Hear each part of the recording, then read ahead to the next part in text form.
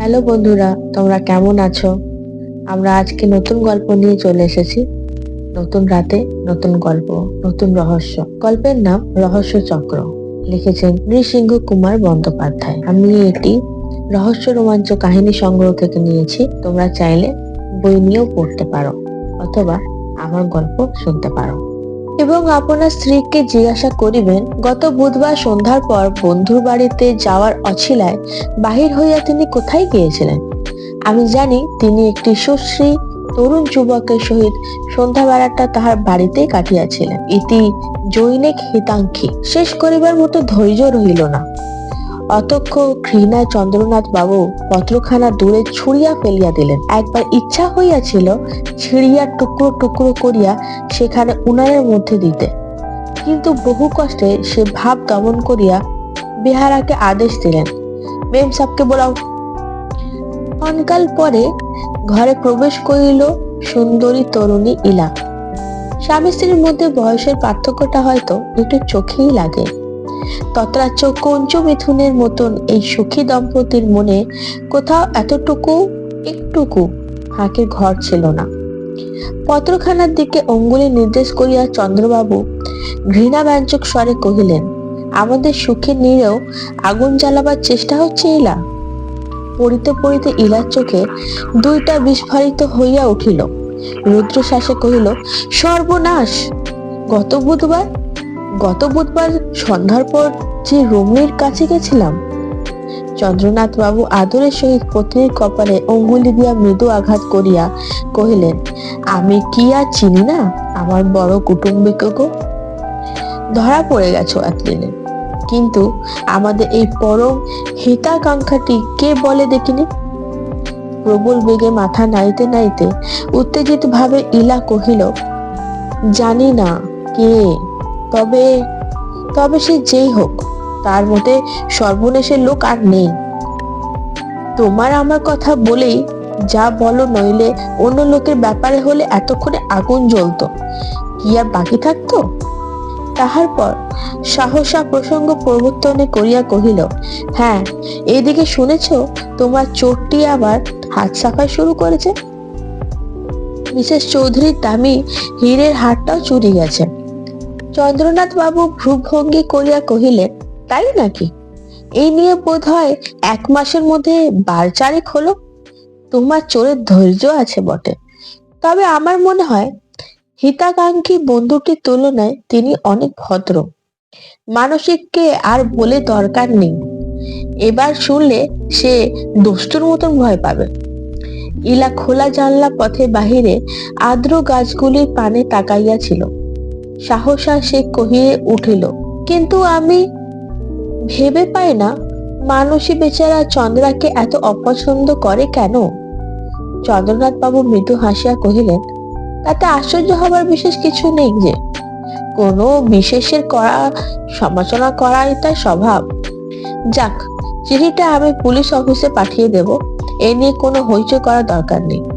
ওহো, police office বলতে একটা কথা মনে পড়ে গেল। অমল কুমারকে কলকাতা থেকে এখানে আসবার জন্য নিমন্ত্রণ করেছি। বাস্তবিক তার মতো ছেলেও যে শেষকালে পুলিশ লাইনে ঢুকলো। চিন্তিত মুখে হইয়া ইলা স্বামীর ঘর হইতে বাহির হইয়া আসিল। দক্ষিণ দিকে শেষ অংশ ক্ষুদ্র ঘরখানের ভিতর মানসী রবীন্দ্রনাথের চয়নিকা হাতে বসিয়া ছিল। শূন্য দৃষ্টিটা প্রসারিত ছিল বাহিরের উদ্যানের মাঝে। ইলা প্রবেশ করিতেই সেই বইখানাকে মুড়িয়া পাশে রাখিয়া দিল। মুখে তাহার মৃদু হাসি। ইলা অত্যন্ত অপ্রত্যাশিত ভাবে প্রশ্ন করিয়া বসিল, আচ্ছা মানসী, তুমি চন্দ্রাকে দু চোখে দেখতে পারো না কেন? মানসী খিলখিল করিয়া হাসিয়া উঠিল।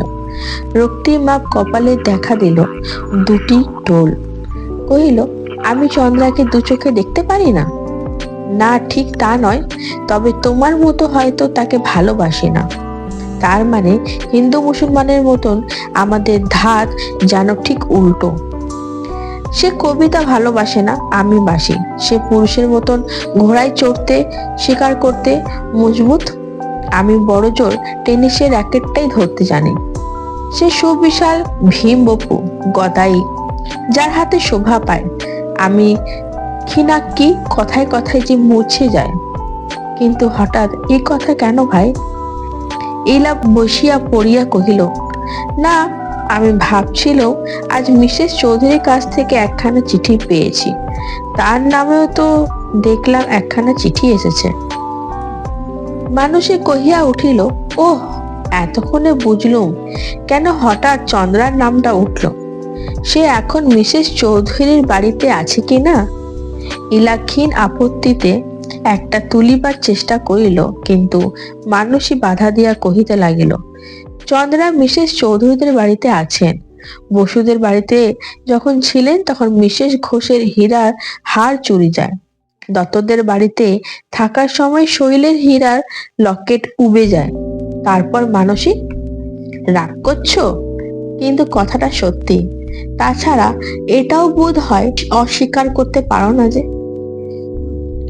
মানুষের মুখে হাসি মিলাইয়া গিয়া কণ্ঠস্বরে ফুটিয়া উঠিল কঠিন গাম্ভীর্য, যে তোমার হিতাকাঙ্ক্ষী বন্ধুটি তখন যেখানেই প্রত্যাঘাত করিয়াছেন তাদের মধ্যে সকলেই চন্দ্রার পরিচিত। বৈদ্যুতিক শক পাইয়া ইলা যেন আহত হইয়াছিল। বিবর্ণ মুখে কহিল, মানসিক, তুমি তুমি এতখানি নিজ কথা ভাবতে পারো? কি যে বলছো তা হয়তো তুমি বুঝতে পারছো না। তুমি বলতে চাও চন্দ্রা শুধু চোরই নয়, সে। মানসী বাধা দিয়া কহিল, কি যে বলছি তা আমি ভালো জানি। এসব কথা বলার জন্য সত্যি আমি দুঃখিত, কিন্তু প্রমাণকে তো আর অস্বীকার করা যায় না। প্রমাণ? নির্দোষ একটা মেয়ের বিরুদ্ধে তার সর্বনাশ করার আবার প্রমাণ? ইলা গর্জন করিয়া উঠিল, আমি জানি সত্যি তুমি তাকে ঘেন্না করো। মানসী সাহসা দাঁড়াইয়া উঠিয়া দু হাত ভাতৃজোয়ার গলদেশে বেষ্টন করিয়া ধরিয়া আদর মাখা কণ্ঠে বলিল, ও গো, না না না, সত্যি তাকে আমি ঘেন্না করি না, তবে সত্যিকার দোষীকে আবিষ্কার করার বাসনা আছে আমার। ইলা কিন্তু কিছুতেই মনের শান্তি ফিরিয়া আনিতে পারিতেছিল না। মানসী একবার যে সন্দেহের বীজ তাহার মনে প্রবিষ্ট করিয়া দিয়াছে, তাহা হইতে মুক্তি কোথায়? তোমাদের কেমন লাগলো বন্ধুরা আমাকে জানিও তোমার কমেন্ট বক্সে, আর বন্ধুদের সাথে শেয়ার করতে ভুলো না, আর লাইক করে দিও। এটা আমাদের প্রথম চ্যাপ্টার হলো, আমরা দ্বিতীয় চ্যাপ্টার আবার পরের দিন শোনাবো। তাহলে এখন মতন চলি, বাই।